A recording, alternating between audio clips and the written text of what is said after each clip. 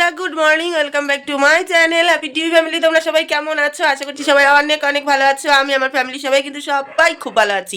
আমি পাপিয়া চলে আসলাম নতুন সকালে নতুনভাবে একটা মিষ্টি ব্লগ ভিডিও নিয়ে ঠিক তোমাদের সামনে। আজকে হলো গিয়ে শুক্রবার, এখন বাজে সকাল 7:30, আর এখন থেকে আমি আমার নিউ ব্লগ স্টার্ট করে দিলাম। আর এই দেখো বিছনায় কিন্তু আজকে আর আমার মেয়ে নেই, মেয়ে কিন্তু ঘুম থেকে উঠে পড়েছে। আজকে মেয়ে অনেকটা সকাল সকাল ঘুম থেকে উঠে পড়েছে, কেননা মেয়ে কালকে রাত্রেবেলা, যেহেতু কালকে বিকেলবেলা গেছিলো রথের মেলায়, তো আজ কালকে কোনো মানে 3টের মধ্যে একটা হোমওয়ার্কও কমপ্লিট করতে হয়নি, বাংলা অঙ্ক ইংরাজির মধ্যে। তো আজকে সকাল সকাল মেয়েকে দেখছি ডাকতে না ডাকতেই মেয়ে কিন্তু ঘুম থেকে উঠে পড়েছে, আর উঠে নিয়ে এখানে বসে গেছে জলের বোতল নিয়ে। এই যে এবারও জলের বোতল দিয়ে জল টল খেয়ে নিয়ে ব্রাশ করে দুধ খেয়ে বই নিয়ে বসে যাবে, তাই না মাম্মা? তাই না মাম্মা? হ্যাঁ হ্যাঁ হ্যাঁ। তো যাই হোক, আর এদিকে আমি বসিয়ে দিয়েছি রান্নাঘরে চা। তো এবার বড়মাসাই খেয়ে বেরোবে কাজে, তো চলো চাটা করে নিয়ে দিই। চার জল ফুটে গেছে, এবার চাটা দিয়ে দিই। তারপরে বড়মশাই গেছে ফ্রেশ হতে, ফ্রেশ হয়ে আসলে চাটা দিয়ে দেবো। আর এদিকে আমার কাজকর্ম হয়ে গেছে বলতে ঝাটপাটের কাজগুলো কমপ্লিট, উঠোন ঝাট, ঘর ঝাট, মানে ঝাড়মাট সব কমপ্লিট। এবার জামা কাপড় কাচবো, ঠাকুরতলা ধোবো, বাসি কাপড় চেঞ্জ করা কমপ্লিট। এই সমস্ত কাজগুলো আমার কমপ্লিট হয়েছে। আর এখনও বাকি আছে ঘর মুছবো, জামা কাপড় কাচবো, ছাগলের চালা ঝেটাবো, ঠাকুরতলা দেবো, এখনও অনেক কাজ বাকি আছে, অনেক কাজ। আর আজকে শুক্রবার, যেহেতু মেয়ের চলে গিয়ে বিকেলবেলা মানে ড্রয়িং ক্লাস আছে, আঁকা আছে, পড়া আছে, সব আজকে আছে, তাই সকাল সকাল সমস্ত মানে হোমওয়ার্কগুলো চেষ্টা করবো কমপ্লিট করে দিতে, আর স্কুল থেকে এসে যাতে একটু ঘুমাতে পারে। চলো দেখি চাটা। এদিকে কিন্তু বরমশাই চা করা কমপ্লিট, গরম গরম ধোয়া ওঠা চা। চলো এবার এটা বরমশাইকে দিয়ে দিই। না আমার এটা দেখে একদম লোভ লাগছে না, একদম ইন্টারেস্ট লাগছে না, কারণ যারা চা প্রেমী তাদেরই গরম গরম ধোয়া ওঠা চা দেখে একটা ভালো লাগবে। তো যাই হোক, এদিকে বরমশাই রেডি হয়ে গেছে, আর এখানে রেখে দিলাম আমি চা। এদিকে করে জল নিয়ে চলে এসেছি বন্ধুরা ঘর মুছবো বলে।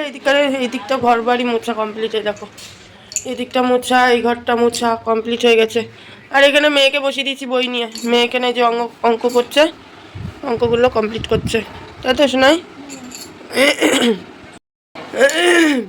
আর আমার কথা জড়িয়ে যাচ্ছে, কথা বলতে পারছি না, এত পরিমাণে গলা বসে গেছে।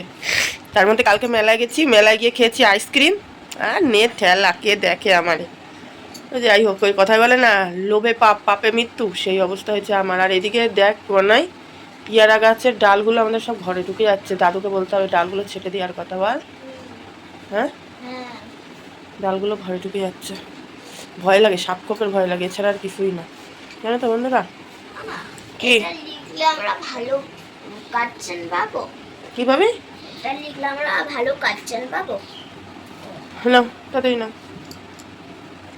চলো বন্ধুরা, আমি এদিকে ঘর বাড়ি, আমার এই ঘরটা মোছা বাকি আছে শুধু, আমার এই ঘরটা মুছে নিই, মুছে টুচে নিয়ে তারপরে মেয়ের দুধ দিতে আসছে, চলো দুধটা নিয়ে নিই। ঘুগনি ফুচকা খাবে, মানে যেগুলি ঝাল সেগুলি খাবে, বুঝলা, মিষ্টিটা খাবে না। মিষ্টি জিনিস কেউ খায় না কেমন, তাই না? এখানে মেয়ের দুধটা বসিয়ে দিলাম আমার সাথে সাথে গরম করতে। চলো মেয়ের দুধটা গরম হোক, এদিকে আমি আমার ঘরটা মুছে নিই, তাহলে মেয়ের দুধটা দিয়ে দেবো, খেয়ে নেবে। 8:30 বেজে গেছে, আবার স্কুলে যাবে মেয়ে। বন্ধুরা ফাইনালি এই দেখো সমস্ত কাজ বাজ, জামা কাপড় কাচা মেলা সব কিছু কমপ্লিট হয়। আর এখানে চলে এসেছি হাতে দুটো বিস্কুট নিয়ে, বিস্কুট দুটো খাবো, খেয়ে নিয়ে তারপর একটু জল খেয়ে ভাত বসাবো। আর আমার পা দুটো এত ব্যথা হয়েছে কেন কি জানি, বয়স্ক মানুষের মতো আমি বসতে উঠতে পারছি না। বয়স্ক মানুষরা যেমন ধরে বসে ধরে ওঠে, আমার ঠিক সেরকম অবস্থা হয়ে গেছে। বুঝলাম সমস্ত কাজ বাজ ছেড়ে, ব্যথা শুলোর এখন আর কোনো বয়স নেই বন্ধুরা, সে যাই হোক। আর এদিকে আমার মেয়ের অবস্থা দেখো, আমার মেয়েকে আমি কখন পড়তে দিয়ে গেছি, এখনও নাকি ওর অঙ্ক কমপ্লিট হয়নি জানো। আজকে প্রচুর বকা খাবে ওর দিদিমণির কাছে, কেউ রক্ষা করতে পারবে না, কিচ্ছু করার নেই। এখনো বাংলা হোমওয়ার্ক বাকি আছে।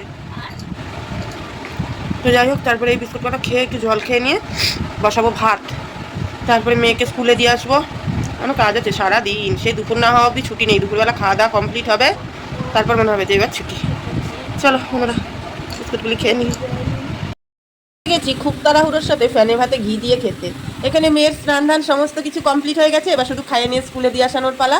তো চলো মেয়েকে খাইয়ে দিই, ব্যাস এবার চটপট জলদি করে যত তাড়াতাড়ি খাওয়া যায় খেয়ে নিয়ে এবার মেয়েকে দিয়ে আসবো স্কুলে। না আমি প্রত্যেক দিন যে দিয়ে আসি, আমি প্রত্যেক দিন না দিয়ে আসলেও পারি, ওর দাদুকে বললেও দাদুও দিয়ে আসে, কিন্তু বিশ্বাস করো বন্ধুরা, ওর দাদুর যেহেতু দোকান আছে, খরিদ্দার আসে, একদিক গুছিয়ে মানে যেতে যেতে আমার ততক্ষণে মেয়েকে স্কুল থেকে দিয়ে আসানো হয়ে যায়।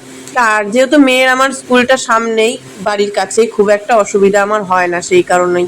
তো যাই হোক, এদিকে মেয়ে কিন্তু ফ্যানে ভাত দিয়ে ঘি দিয়ে ফার্স্টে বলছিল খাবো না, আমি সেটাই ভাবছিলাম এদিকে রান্না বাড়িতে এসে কমপ্লিট। এবার যাবো স্নান ধান করে নিয়ে যাব মেয়েকে আবার স্কুলে আনতে। প্রত্যেক দিন একই ডিউটি, সকালে ওঠো, কাজ করো, মেয়েরে স্কুলে দিয়ে আসো, রান্না করো, আবার মেয়েরা আনতে যাও টাইমে। প্রত্যেক দিনে একই ডিউটি। তো যাই হোক, একই ডিউটি করতেই হবে আমাদের ঘরের বউদের, কিছু করার নেই। এদিকে বলেছিলাম যে পটলের ঝাল আর ডিমের ঝোল করবো, সেটা আর করিনি, শুধু ডিমের ঝোলই করেছি, ভালো লাগছে না। আর এদিকে দেরি হয়ে গেছে, মেয়ের স্কুলে আনতে যেতে হবে। এবার স্নানটা তাড়াতাড়ি ঝটপট করে নিয়ে মেয়েকে আনতে যাবো। এই হলো ব্যাপার। 1টা বেজে গেছে, ঘড়ির কাঁটা ধরে 1:20-র মধ্যে স্কুলে যেতে লাগবে। একদিকে সুবিধা হয়েছে কি, মেয়ের স্কুলটা সামনে হয়ে যে রান্নাটা আমি কমপ্লিট করে ধীরে সুস্থে যেতে পারি, বা একটু দেরি হলে মেয়ে একাও চলে আসতে পারে, কোনো সমস্যা হয় না। চলো স্নান করে নিয়ে মেয়েরে নিয়ে আসি, তারপরে আসছি। কি কিভাবে নিচ্ছিস? ব্যাগটা ঠিক করে নে। হুম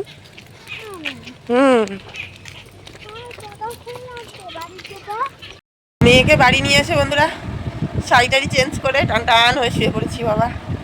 আর আজকে কি হয়েছে জানো, রোদ দেখে গেছি মেয়ের স্কুলে আনতে, যে রোদ রয়েছে পুরো রোদ, আজকে গেছি সেই দেখে আনতে, ছাতি ফাতি কিছু নিয়ে যায়নি। ও মা, যেই মাঝ রাস্তায় গেছি সেই দেখছি সেই জোর বৃষ্টি, কারে বলে সেই পরিমাণে বৃষ্টি এসেছে। আর এক দৌড়ে আমি জানিস মানে আজকে তোদের স্কুলে দৌড়ে গেছি। হ্যাঁ, রাস্তায় সেই যেই নেমেছি আর সেই বৃষ্টি। তাই দৌড়ে গেছি। না তাদের চেঞ্জ করলাম। চলো বন্ধুরা মেয়েকে ফ্রেশ করে দিই। ব্যাস বন্ধুরা, এদিকে আজকে আমার গল্প শেষ। যদি বলো কেন, এদিকে আমার আবারও মাথা যন্ত্রণা করছে, জ্বর ভাব আসছে। কালকে ওই যে বললাম টাইম টু টাইম আমি একবারে ওষুধ খেয়েছিলাম, কিন্তু কেননা কালকে যাব ভেবেছিলাম একটু মেলায়, তো সেই কারণে টাইম টু টাইম ওষুধ খেয়ে নিয়ে নিজেকে যতটা পেরেছিলাম সুস্থ রাখার চেষ্টা করছিলাম। আর আজকে তো যেহেতু কোথাও যাব না, আর ওষুধ খেতে একদমই ভালো লাগে না, তো সেই কারণে ওষুধটা আজকে সকাল থেকে খাওয়া হয়নি। তো আবারও মাথা যন্ত্রণা, জ্বর। তারপরে বিকেলবেলা এদিকে বরমশাই বেরোবে কাজে, আর এদিকে গাড়ির কাছে তেল শেষ হয়, তারপরে আবার গাড়ির তেল নিয়ে আসলো।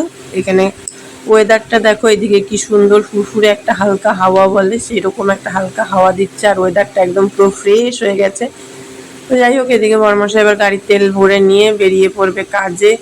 আর এদিকে দেখেছো কি অবস্থা, কাদা ভাব, কিন্তু বৃষ্টি হালকা পাতলা রোজই। ভাবের বেলায় কিন্তু আমার বরমশাই 100 নম্বর আছে। দেখো যাওয়ার আগেও কত কিছু বকবক করছিল, আর যাওয়ার সময় আমার দিকে একবারও ঘুরেও তাকালো না তাকালো তো আমার বয়েই গেল। তো যাই হোক, এবার চলো আমিও ঘরে যাই, মেয়েকে তো পড়াতে এসেছে, আর মেয়ে ঘরে পড়ছে, আমি বা কি করব, ঘর দুয়ার এদিকে আমার ঝাড়পাট পরিষ্কার সমস্ত কিছু হয়ে গেছে। একটু যাই দোকানের দিকে গিয়ে বসে গল্প করি, তারপরে আসছি। চলো।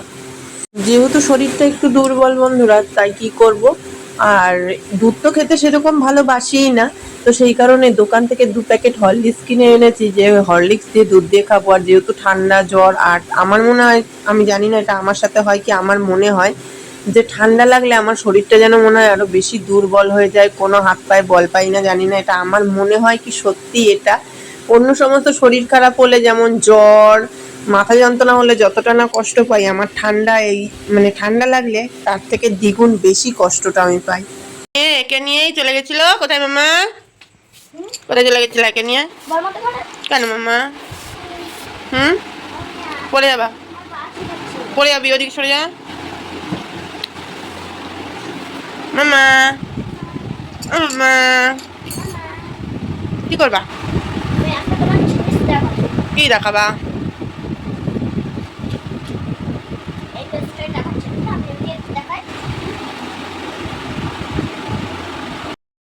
খাবার দেখতে পাচ্ছি, এই দা ওই নে, এই দা নে খা। কুরকুরে খাবি না? চলে যাচ্ছিস কেন? টমির অবস্থা দেখো, কুরকুরেও খাবে না। এই কালু কি করবি, খাবি? দিন করলো কুকুরেও নাকি বেছে কুচে খাবার খাচ্ছে, আশ্চর্য বিষয়। যাই হোক বন্ধুরা, এদিকে মেয়েকে ড্রয়িং ক্লাস থেকে নিয়ে সন্ধ্যাবেলা হালকা টিফিন সেই করলাম, তোমরা দেখলে, সেই করে নিয়ে ঘরে গিয়ে পড়েছিলাম ঘুমিয়ে। তারপরে মেয়ে তো ছিল ওর বর্মার ঘরে, আর আমি এদিকে বস করে নাক ডেকে ঘুমাচ্ছিলাম। তারপরে মেয়ে এসে ওর গিয়ে দিদিমণির যে আঁকা হোমওয়ার্ক কমপ্লিট করেছে, অঙ্কটা করে নিয়ে তারপরে আমাকে মেয়ে ডাকছে, জানো যে ও মা, দেখো দিদিমণির অঙ্ক হোমওয়ার্কগুলো করেছি, দেখো তো কমপ্লিট ঠিক হয়েছে কিনা। তখন তাড়াতাড়ি করে লাভ দিয়ে উঠেছি, তখন বাজে ঘড়িতে 10:30। দিয়ে দেখলাম হ্যাঁ ঠিক আছে, দিয়ে মেয়েও দেখি অঙ্কগুলো করে নিয়ে পাশে শুয়ে পড়েছে। তারপরে বড়মশাই আসলো, ভাত টাত খেয়ে উঠলাম। এখন বাজে কটা জানো, ঘড়ির কাটায় 12:30। এখন ঠিক 12:30 বাজে। এবার খাওয়া দাওয়া হয়ে গেছে, এবার শোবো। নিতে এসেছি এবারে বালিশটা, মেয়ের দুদিকে দুটো কোল বালিশ না হলে মেয়ের ঘুম হয় না, মেয়ের হয় না, ওনার দুটো কোল বালিশ লাগে। তো যাই হোক, এই কোল বালিশটা নিতে এসেছি। এবার চলো, বাপ মেয়ে দুজনেই শুয়ে পড়েছে, এবার আমি কোল বালিশটা নিয়ে আমিও শুয়ে পড়বো।